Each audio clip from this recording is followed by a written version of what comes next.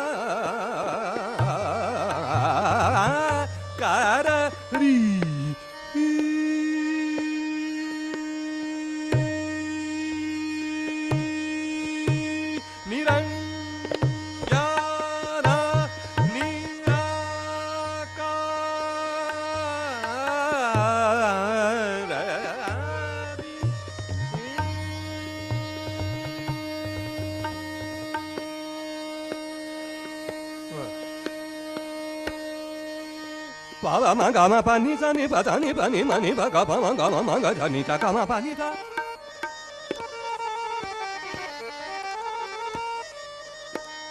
Pa ma ga ma pa ma ga pa ma ga ma ga ta ni pa ni sa ni pa ma ga ma pa ni pa ma ga ma pa ma ga ma pa ni ni ta sa ta ga ma pa pa ga ma pa ni ni pa ma ga ma pa ta ni sa ni pa ma ga ma pa ma ga ta ni ta ga ma pa ni ta ni ran ga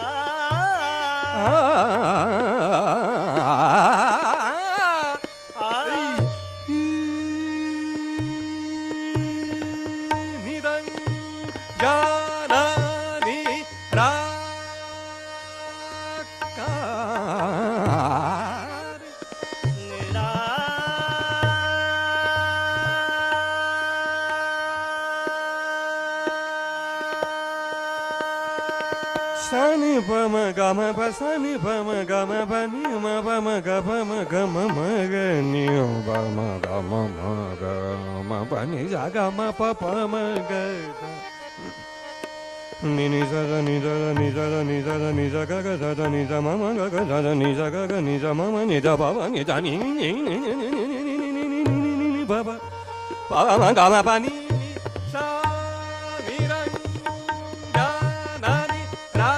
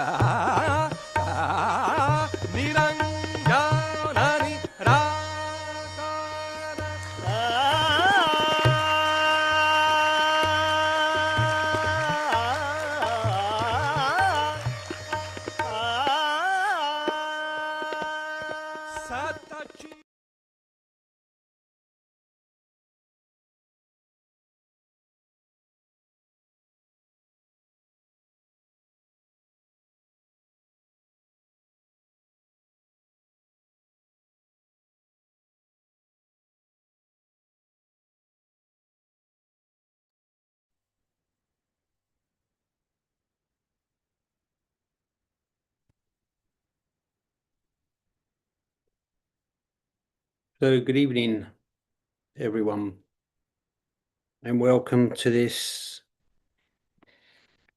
UK meditation.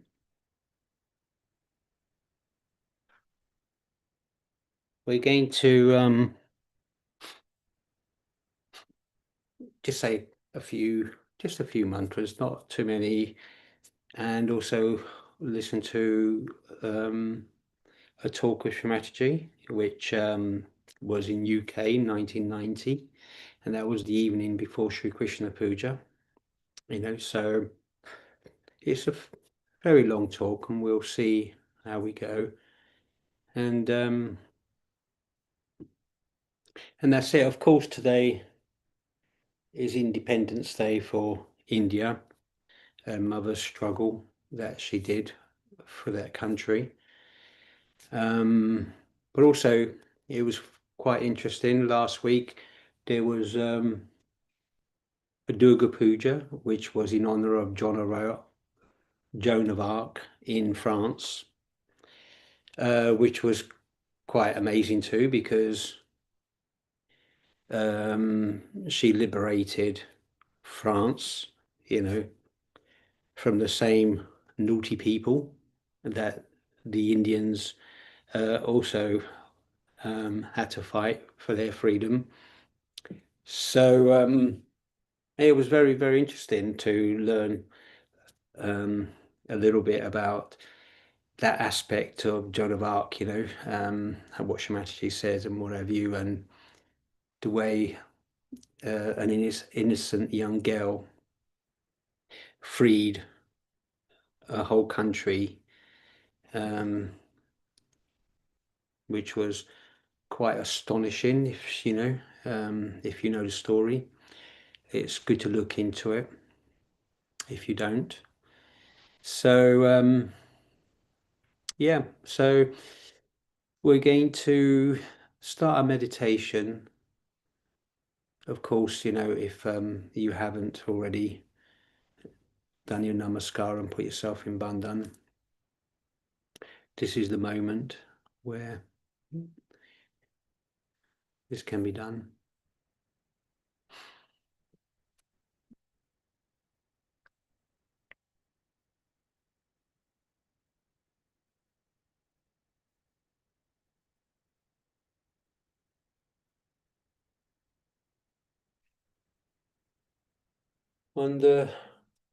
As you're doing that on the video, on this video, there isn't a video itself, so it's just an audio. So we'll have this backdrop here as our main backdrop, and listen to the talk. So, as I said before we do that, we're going to just relax for a moment. Look at Shamaji.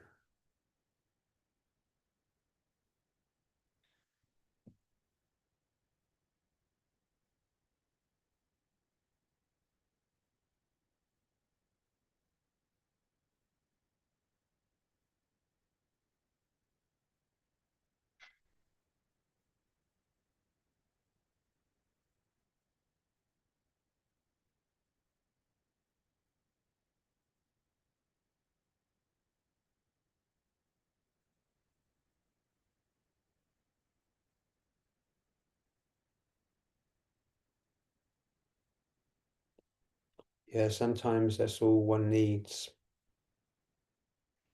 It's just that glance.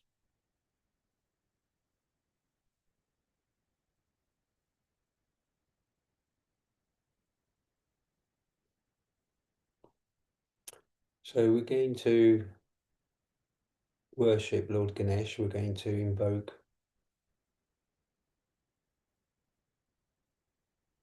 Lord Ganesh as the embodiment of innocence, the remover of obstacles,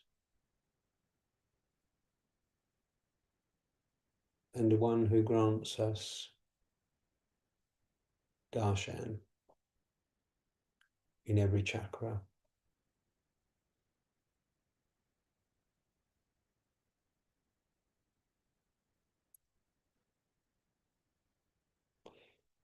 So we pray to Lord Ganesha to remove all obstacles in our meditation, but also in every single chakra. So this aspect of Kundalini, this mother energy, can rise and take us into her realm, which is her holy lotus feet.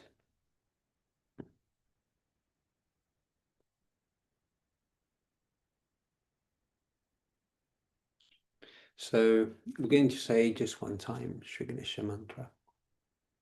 Om Twameva Sakshat Shri Ganesha Sakshat Shri Adi Shakti Mataji Shri Nirmala Devi Namo Namaha. So you are here present, Sri Ganesha, this moment, in the form of our Holy Mother, Shri Adi Shakti Mataji, Shri Nirmala Devi. Salutations to you again and again.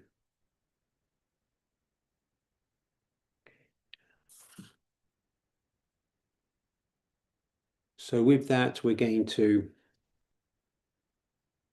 go straight to the Virata chakra, which is just above the Agya, the brain. And we're going to just say five mantras to the Virata, so 5 holy mantras to the Virata. And we're going to just invoke the aspect of Lord Krishna that makes us one together, the universal being, the Virata, that connects us all.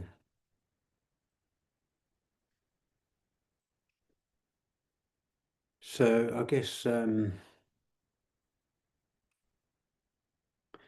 we should take a mantra to that aspect of Krishna first. I guess, it'd be better Sri Radha Krishna to worship first, and then we'll move to the Virata in that form.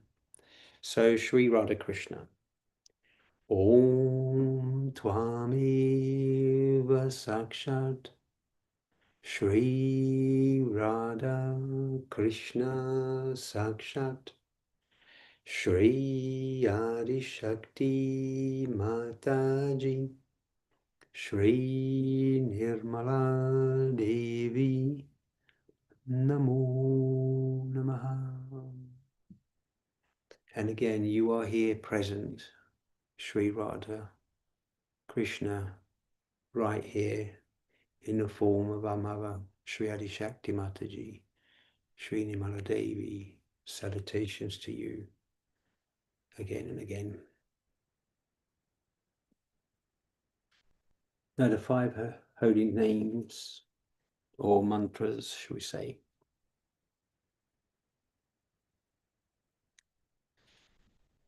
I'm not going to study English, just going to go straight on to the mantras. So Shri Gruha Lakshmi Kubera Virata.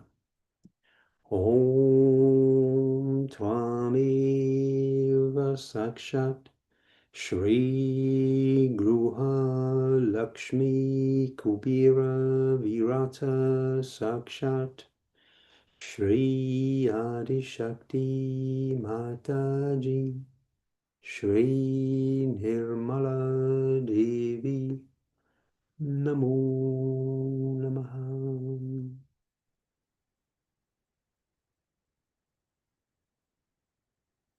Shri Brahmadeva Vittala Virata. Om Twameva Sakshat Shri Brahmadeva Vittala Virata Sakshat Shri Adi Shakti Mataji Shri Nirmala Devi Namo Namaha.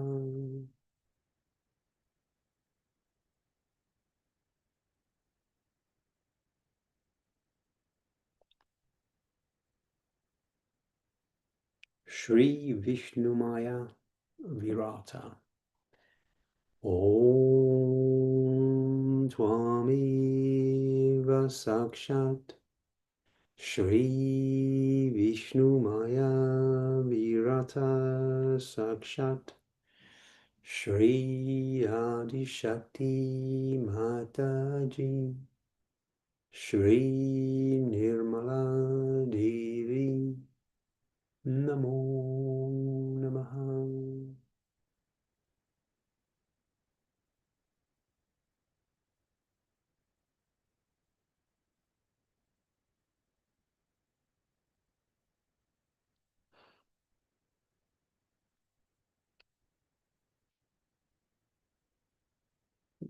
And this one, Sri Vittala Virata.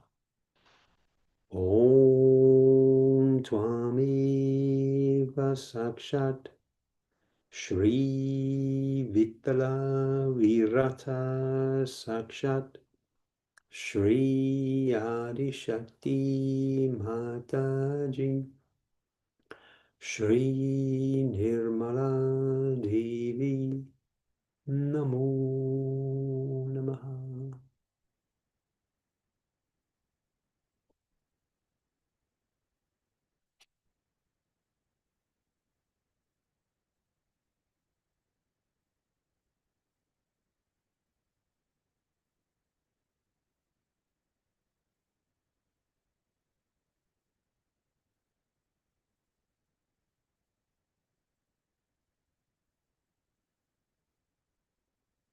And finally, Sri Nirananda.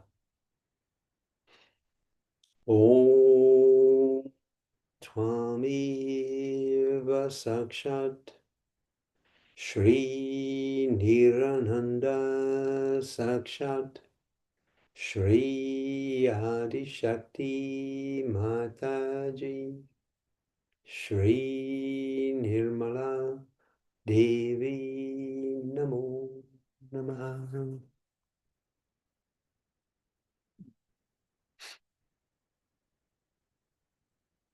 I used to hear Shrimataji whisper Vittala quite often in seekers' ears in public programs. I've seen it quite a few times where Shrimataji would repeat just Vittala, Vittala, Vittala, Vittala, Vittala.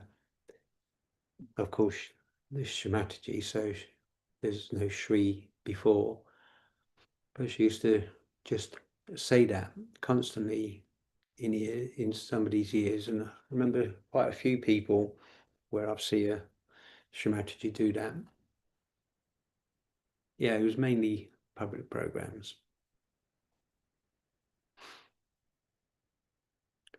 So we're going to, before we go ahead, we're just going to take the, let's do the three Maha mantras. Because they're the three channels, the whole subtle system. So invoke the whole subtle system. And of course, the Sastra. Om Twameva Sakshat Shri Mahalakshmi Maha Saraswati Mahakali Trigunatmika Kundalini Sakshat Shri Adi Shakti Mataji Shri Nirmala Devi Namo Namaha. Om Twameva Sakshat Shri Kalki Sakshat Shri Adi Shakti Mataji Shri Nirmala Devi Namo Namaha.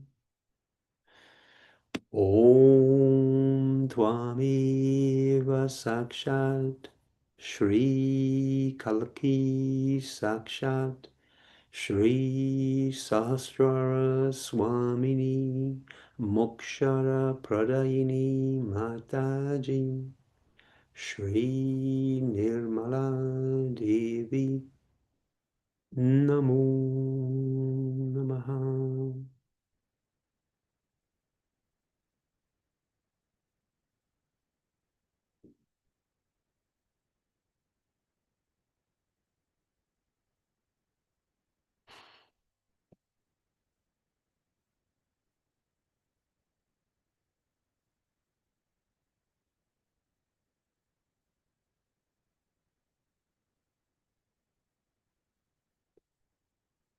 So we're going to, as I said, play the talk the evening before Sri Krishna Puja. That was in 1990. I mean, that was quite a phenomenal weekend, as many of you would know, with the Thousand Names Havan, the talk, the Thousand Names Havan, then of course the puja, the plays. It's quite a phenomenal weekend that Shrimataji allowed us to be with her. So with no further ado, hopefully I can just play Mother's talk. You can just relax and enjoy. On the day of Sri Krishna Puja, I'm going to tell you about Sri Krishna. But before that, we should know how the whole thing evolved from Sri Vishnu's evolutionary process. So, as you know, there were 10 avatars, 10 incarnations of Sri Vishnu. Now, Vishnu is the one which grows to be the Virat, to be the macrocosm, as they call it. And this Vishnu principle is very well established within us. As a result of that only, we also seek, and we seek money, power, love, families, children, all kinds of things we seek. That is only through because of the Vishnu principle within us. But the biggest thing about Vishnu principle is that it gave us evolution by which we evolved. Also, we evolved in the social structure, in the political structure, in the economic structure. We also evolved. I would say, India was once upon a time, say, a slave country. Then democracy came in, and then English had to give up India because they learned that if they have to make a majority rule in India, then there are more Indians than English, so they had to give up in any case. So wisdom came over and they gave up. You see. So what happens that we learn gradually when we start facing the problems that we ourselves have created. When we start seeing what are the problems are, then we get that wisdom within us. And this is the greatest gift that we achieve, I think, on our central nervous system. The evolutionary process creates is the wisdom. While the animals have everything built in within them, they are pashu, they are under the control of the God's wish, we can say, or under the control of this all-pervading power, the Param Chaitanya. They don't have their separate identity as such or individuality to think that this is wisdom, this is not wisdom. They have no idea of wisdom. But it's the human beings who have this great gift that they develop wisdom. And the countries which have been very ancient, developed this wisdom much more because of trial and error. You see, they used to try something, then it would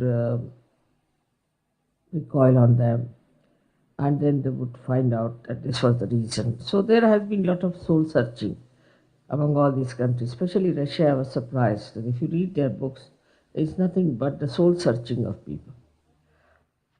Like that, they evolved, and we came to a state now today is the way the war is. We see that so many countries have joined together to fight this madman.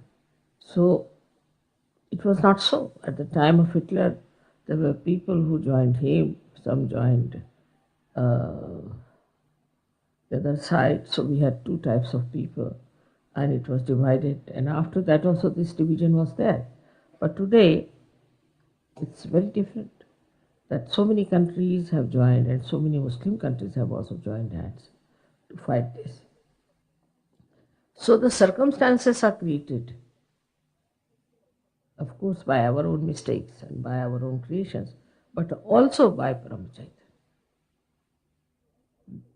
It creates a circumstance.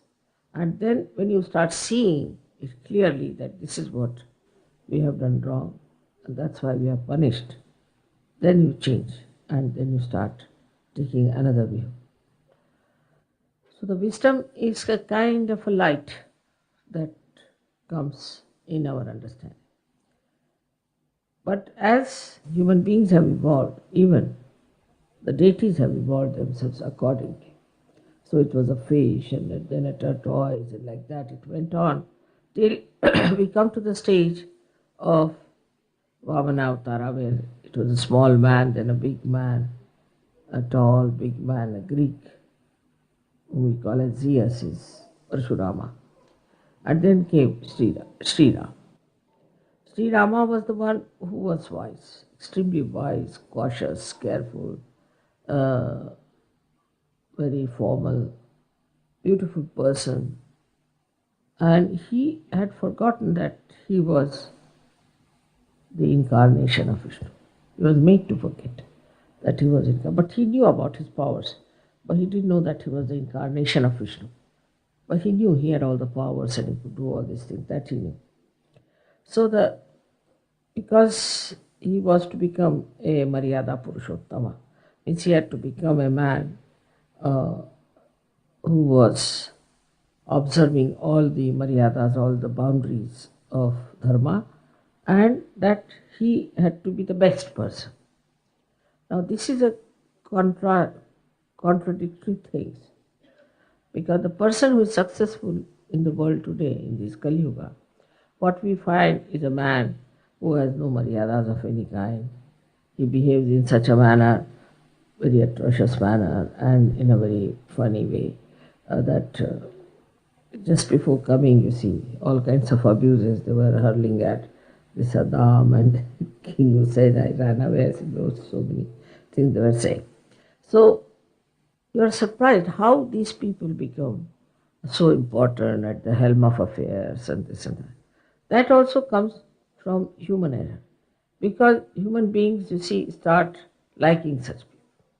Because there are people who are sadists and there are people who are masochists. So the masochist people start feeling, oh, look at that, intimidated, and then they start adoring such people. Look at him, how powerful he is. So they are impressed by their physical power.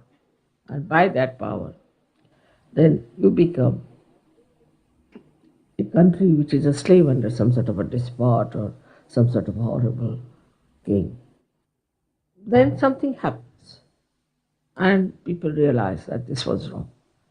We should not have agreed. Like at the time of Hitler, now Germans were saying that it was a political mistake. And they started understanding that what Hitler has done is wrong. So this kind of a wisdom then comes up because of these incidents and things. And now in my lecture, which I sent to Australia, I had said very clearly that now the political problems are not there so much as there are the fundamentalists who are going to give problems to the world. And that's what has happened. This fundamentalism has entered into politics. And now by this happening, whatever is going to be the outcome of it, definitely fundamentalism is going to be stopped by people. Because there was such a fear that people from Algeria told me, people from Istanbul, they informed me that, Mother, please stop this fundamentalism. But this is not only among Muslims, it is everywhere. Every religious so called people are fundamentalist. What is the reason for that? The reason is this, that it is not based on truth. Whatever does not have the base of the truth falls off to some side. So either it will fall off to the right or to the left. And when it falls off to the right, then they become fundamentalist. When it falls out to the left, they start becoming they start committing suicides and doing all kinds of things. So this fundamentalism is basically there because the religions are not based on the truth.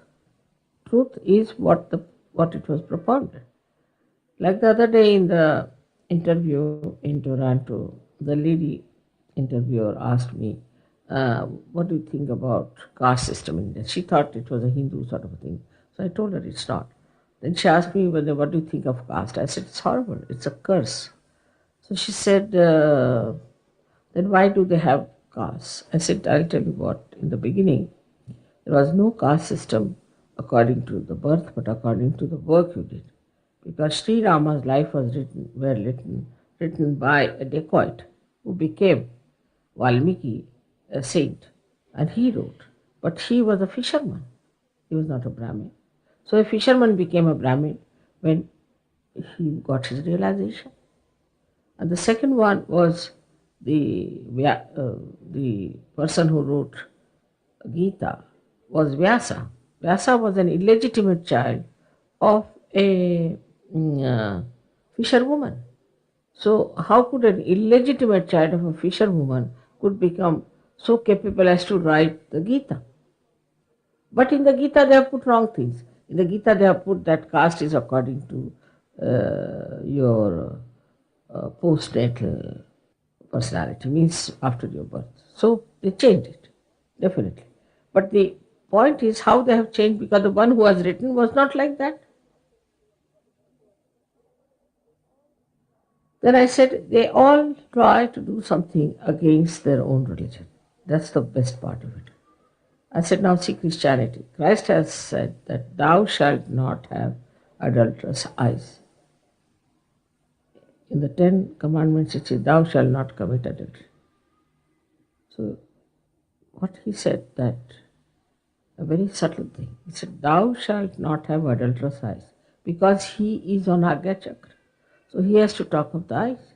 And I asked her, can you show me Christians who do not have adulterous eyes in the West? Please show me. She didn't know how to answer. She was nonplussed. And she wanted to have me only for 10 minutes. She was thinking it's some sort of a Hindu jargon. And then she kept me for 45 minutes and she's not going to edit it. I gave her realization also. But all this is what I'm saying is learning through experience. Through experience. Now in Sahaja Yoga we have come. We had the experience, definitely. We had the experience of the divine. Then we had the experience of joy. Then we had the experience of leading a very beautiful collective life.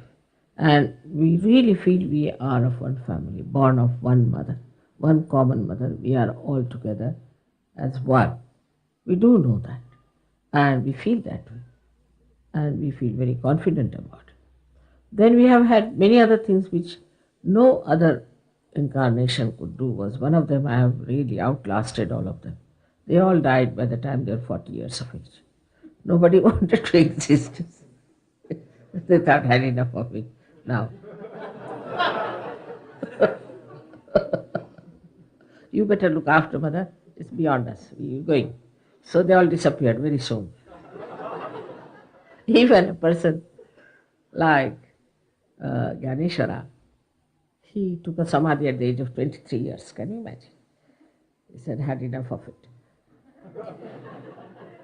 With these human beings, nobody can work out. Christ got himself crucified. Muhammad Sahib got his poisoning. And he too was not very old when he died. He was, they say so, that he was not more than 45 years of age when he died. So if that is the situation, and that is the uh, position of an incarnation, that as soon as he sees the world, he tries to bundle up himself and is about to depart, then I think I have been very brave. I'm still continuing.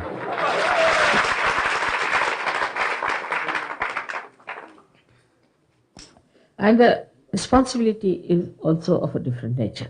They didn't have to give realization to anybody, just to give speech, that's all. It's very easy to give the speech and then get out of this world.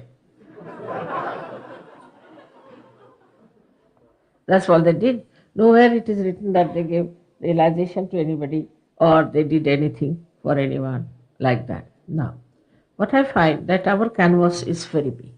First of all, we have so many countries who are involved in Sahaja and who are working it out for themselves. Now, the first canvas we have is that we have people of all types, of all nature, of all levels, with all kinds of conditionings and egos, and I mean, it's every time I find a new variety. See this, then I start wondering now what's that.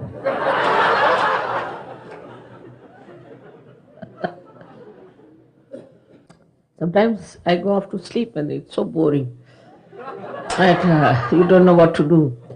Situation is sometimes so much beyond my understanding. So I just give up. But on the whole, I must say we have done well. And now we have so many countries with us. We have all the Eastern blocs and bloc people, and also the Russians we have, and we have really so many people I never expected to get them realized. Because with other gurus, it's very simple. Even with other incarnations who were really true people and they did everything that was truthful and good, they didn't have the responsibility of the surgeries with them or anything that they talked. Nobody bothered. They had to leave their families, children, everything behind, and they had to get to work. Even Shankaracharya had his disciples. He told them, you all take sannyasas. You can't have your families on my head. Better get rid of them and come. Even Christ's disciples, same thing. I mean, you take anyone, Buddha or Mahavira, they all had to become sannyasis. They didn't want to carry the families and their loads and things and their wives and their children and their servants and all sorts of things. Never. Now, that cannot be done in sadhana. The first thing is that we want to show that human beings can get self-realization when they are living in this world. They don't have to give up everything, take only 2 clothes and go to Himalayas and live there and then get their realization, settle down there only and one day finish off there.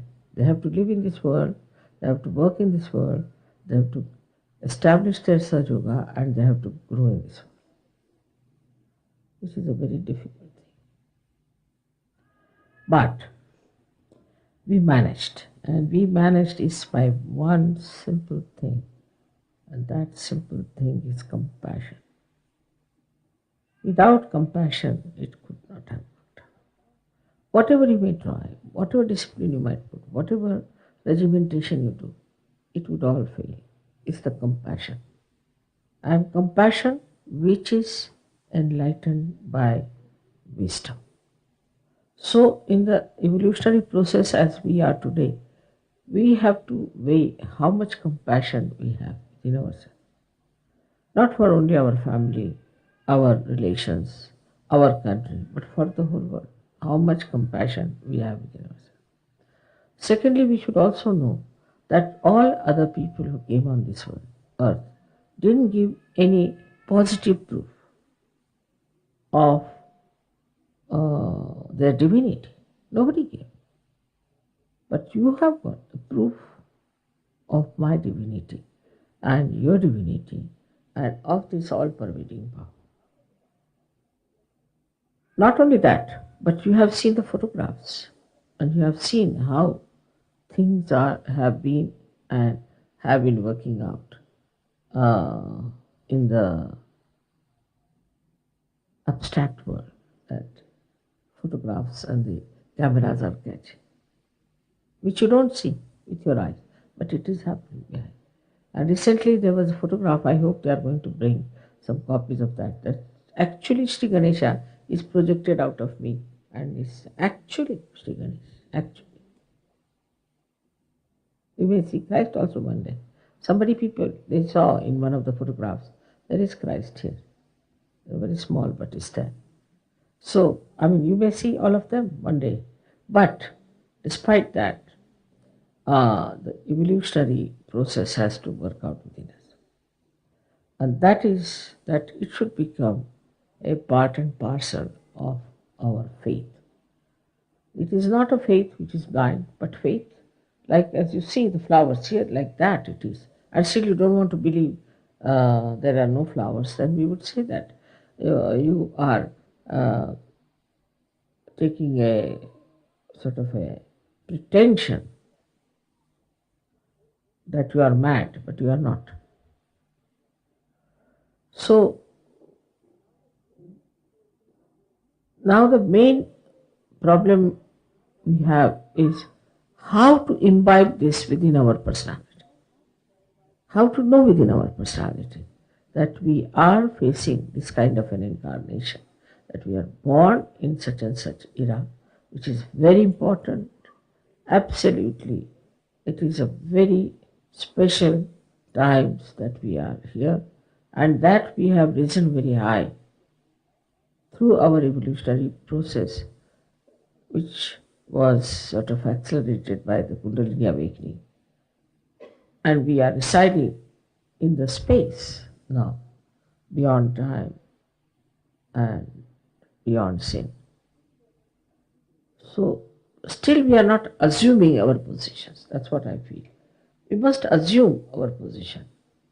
And though I look so simple, maybe, and I talk to you in a very simple manner, there should be no awe about me. I don't want that awe about me.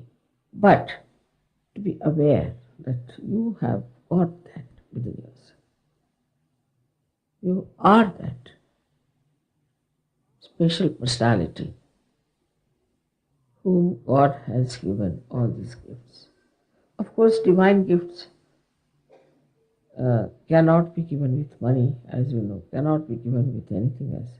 But it's the compassion of the divine that has given you this gift. But judging you to be capable of doing something great, that you will work out the plans of the divine. That's why this power is given to you. So in the evolutionary process, when Sri Rama worked out as a human being who was full of wisdom and was the benevolent king as described by Socrates to show how the king should be. All those things he worked out in his lifetime. But still one more evolution was needed in him, and that they say the Sampurna is the complete incarnation of Vishnu came in as Sri Krishna. So what is the complete form of Sri Krishna is that he said that the whole world is a play. That you don't have to take things seriously. But first, we Sahajogis should know that first you have to be Rama. Even even Vishnu had to become Rama first. He couldn't just become Sri Krishna, saying that it's all a play. So for us, it's still that stage of Rama is there. And he had to go through a lot of sacrifices, through a lot of sufferings, a lot of insults, and to such an extent that he had to give up his wife. And after that, they never met because she also disappeared after that. So the whole life of Sri Rama is before us. He had to go through that penance. Sri Vishnu had to go through that penance. I'm not saying that Sajogis have to do it because you are given your birth beyond Isasthana. So you don't have to go like Rama.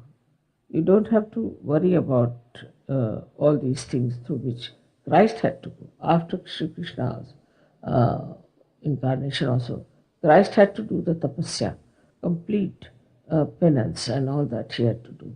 And that's how he rose. But you are beyond that. So you are blessed by everything. You are blessed by families, blessed by all kinds of comforts, jobs, money, whatever you say, you are blessed.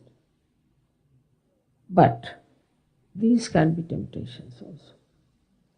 When these temptations come in, you might fall into a trap of temptations. So one should understand that if you have to be Sri Krishna, then it's not only fun, it's not only enjoyment. To say that Sri Krishna established the Leela, but first if you remember his life, how he was born, his parents were arrested, then how he was taken to Gokul, from there how he killed so many Rakshasas who came to kill him, and then how he went back to kill Kamsa, and after that he said it's a Leela. So like that we too have this problem within ourselves, that we have to first of all kill the Kamsa within us. We have to kill the other Rakshasas within us. We have to do all these things and then we can say it's a Leela. So he has a double life. One side with the gopis he was playing Leela, and also with the Gopas he was playing Leela. Like there was a rain,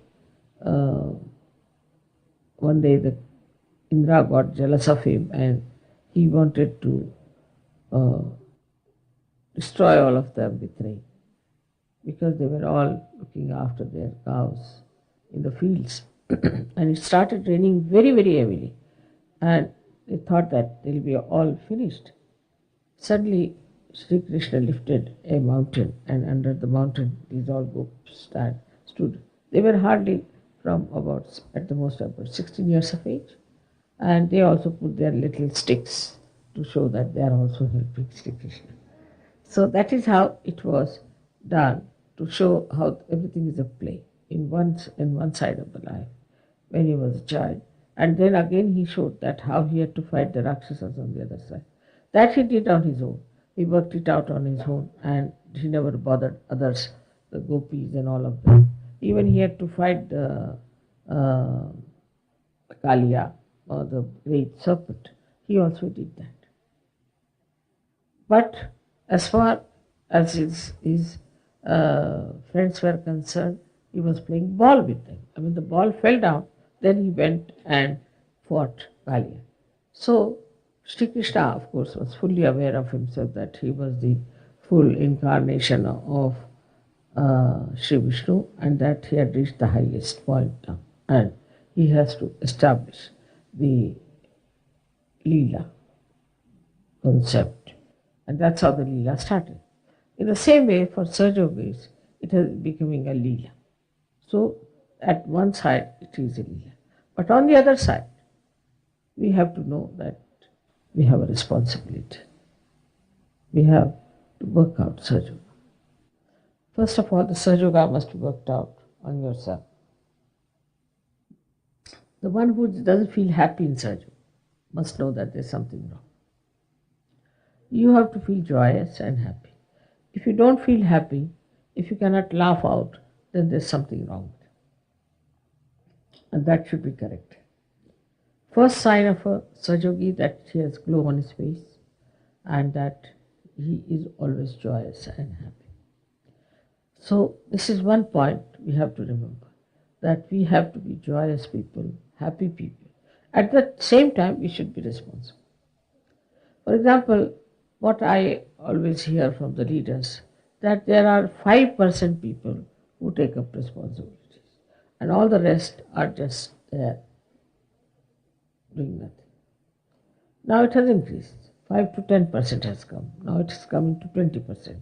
But all of you should, because that's the only way you can ascend. Not by just enjoyment, by calling it a leela or and all that, but by really working out Sahaja Yoga upon yourself and upon other people. So we have to work out, first of all, upon ourselves, to find out what's wrong with us. There has to be a soul search. Now, many people just put a big curtain on it and just don't want to see it's all right. Of course, I don't say you write to me long letters of confessions. It doesn't mean that. But you see for yourself, why? Why am I doing that? What was the need for me to do? Why didn't I take it up like that? Oh, small things. We are very, sometimes very petty minded. Like I heard from somebody that somebody didn't get a present. I mean, there's so many people here. And if somebody doesn't get a present, I mean, it is quite possible. I mean, if everybody gets a present, I would say it's a miracle.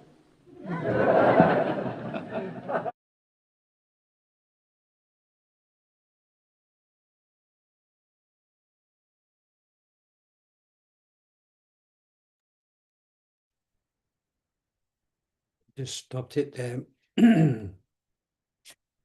It's you can listen to it yourself. It's over an hour long. It's so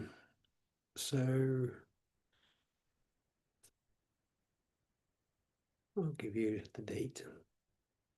17th of the 8th. So the talk before Sri Krishna Puja, and that's in Ipswich.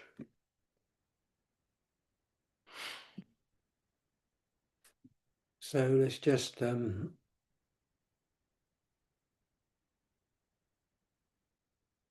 hold ourselves in meditation.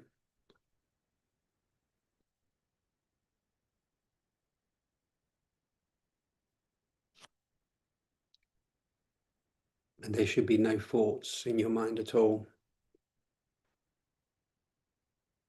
apart from what am I doing for Saj Yoga?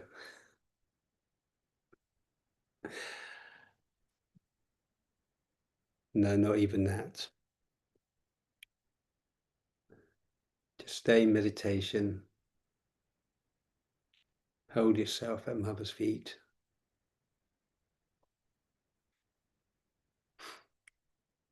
And just within ourselves, Mother, invariably, you do everything.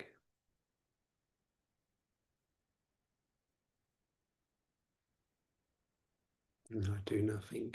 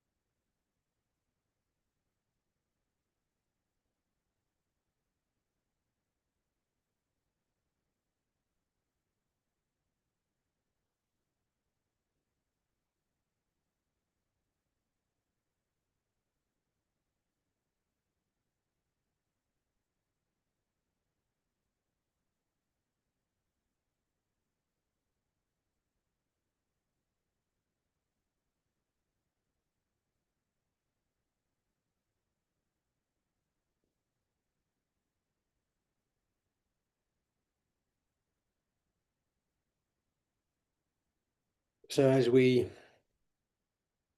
may be aware, nearer to the end of the month, there's a whole load of Sejogis, or a few, going off to Jamaica to do a Jamaica tour. So we'd just like to give them a bandan, send them all the best vibrations and remove any obstacles, anything that comes in their way.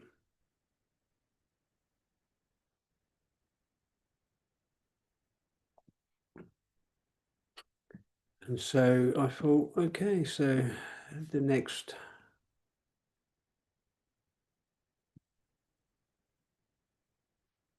um, so the next song will be for the Jamaica tour.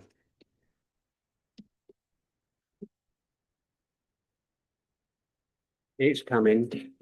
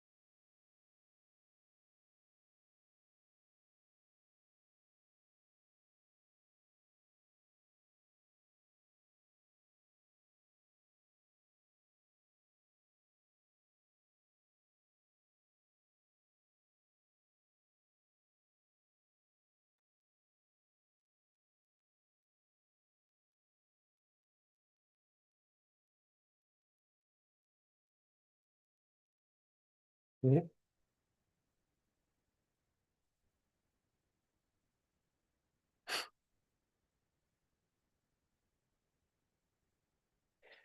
There you go. That was a bit of a fun ending for the Jamaica tour. We wish them all the best. And for now, what we can do, we can just do Namaskar, raise our Kundalini.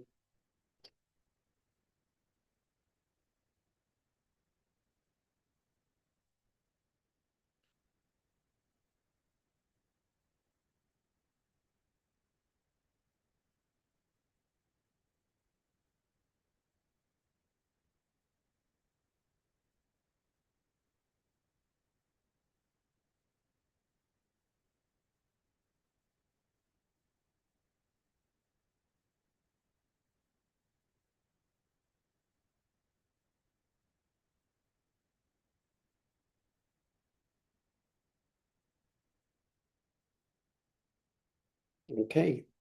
So Krishna's here. He's going to sing you the the independence song. Mahab. What is it? Mataram. One day, what? No, he won't sing it. No. Oh well. So again, thanks for joining us at this UK collective meditation. Yeah, we wish everyone all the best for the upcoming weeks. And what I'll do, I'll put some music on just in the background so that we can. I'll do advanced computer share audio, and then we can Ajit Katkare.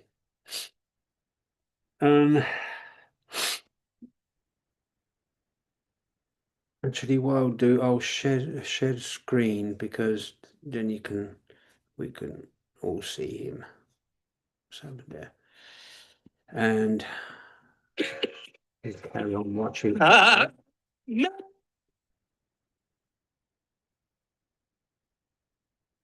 Just for a while, we'll have Ajit Katkare in this background. Just move us a bit further.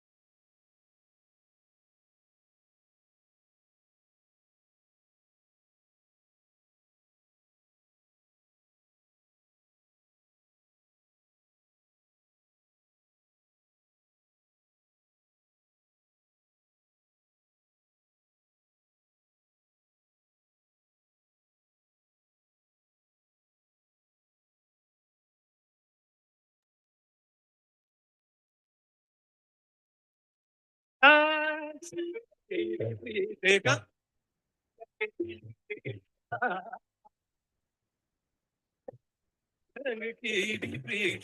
Shri Ravi Agizam Bari Hari Ka Sang Ki Pri Ka Sang Ka Sang Ka Sang Ki Pri